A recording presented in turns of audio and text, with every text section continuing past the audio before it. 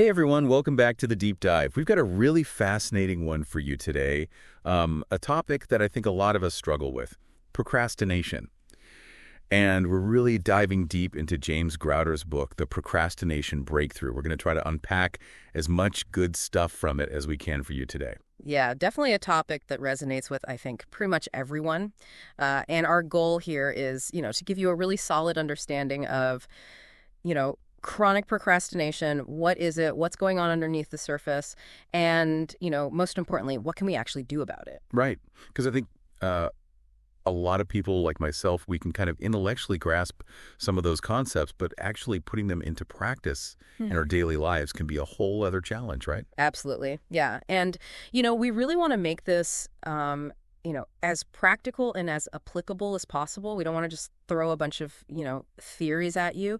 We want you to be able to take something away from this that you can, implement and actually see some real change. Right, exactly. We want to help you break free from that cycle of delay because, let's face it, if you're listening to this, you probably, at least occasionally, if not frequently, struggle with procrastination and probably feel that sense of guilt, that sense of, oh, I should be doing this, but you're not. And it kind of weighs on you, right? Yeah.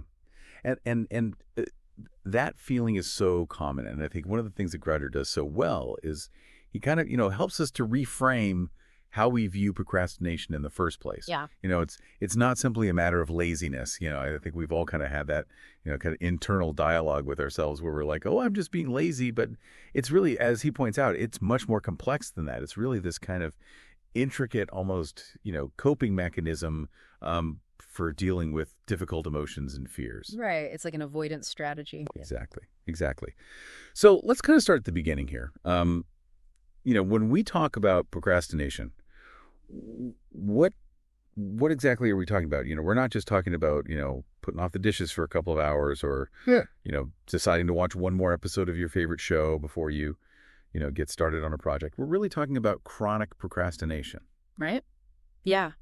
Yeah, I think that distinction is important, right? Because, everybody procrastinates sometimes. Like, it's just a normal part of life. You're not always going to be perfectly on top of everything. Yeah. But when it becomes chronic, that's when it becomes a real problem. So how do we distinguish between sort of those normal everyday delays and chronic procrastination? Yeah, that's a great question. And I think, Grouder builds on, a lot of the research from people like Dr. Piers Steele and Dr. Timothy Peichel, who really kind of dove deep into the research on this. And one of the kind of key definitions that they came up with